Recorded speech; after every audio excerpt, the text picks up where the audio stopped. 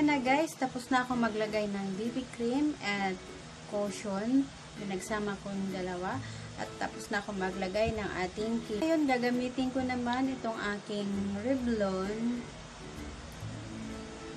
Kung nyari, gusto nyo ng smoky eyes na pang everyday lang at nagmamadali kayo, ito lang ang aking ginagamit guys. Ayan, isang eyeshadow lang na medyo dark. Gumamit lang kayo ng isang dark, tapos yun. Tapos ipapakita ko sa inyo kung paano ko siya gawin. Kumuha lang ako ng brush, tapos magdidip lang tayo ng ganyan. Ilalagay natin dito siya. Yung buong talokap.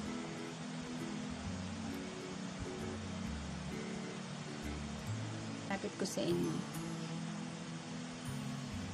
Tapos, gumamit kayo ng blending brush.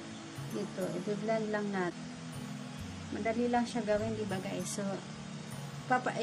lalagyan ko rin itong isa para puman.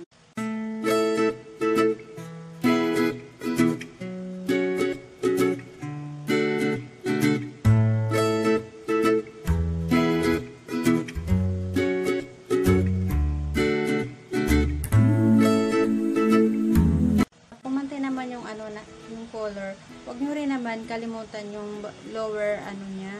So magdidip lang tayo, tapos igagayan natin siya para maganda tingnan.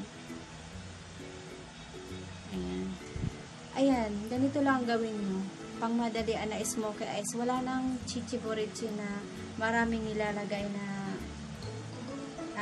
tawag dito na mga eyeshadow na i-blend ng iba't ibang color. So pwede naman pala tayong gumawa ng paraan na gumamit lang tayo ng dark color and then yun, i-blend lang natin. So, instant smoky eyes. And i-core lang natin yung lashes natin para gumamit tayo ng mascara.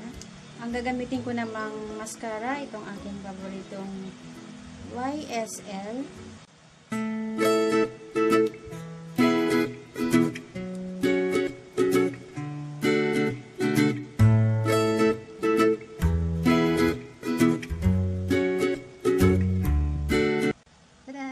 Siyempre, gusto natin magkaroon ng konting rosy cheek. Itong aking, ayan, itong aking lip cheek skin po. Tapos, magdidip lang tayo.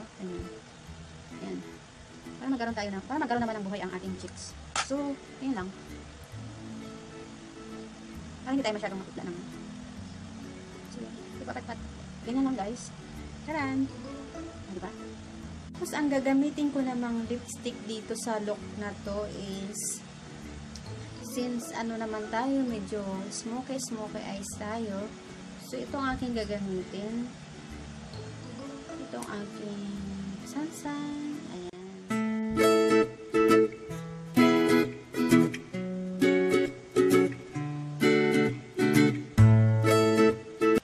Ayan. Nichido Final Powder para sa final touchment.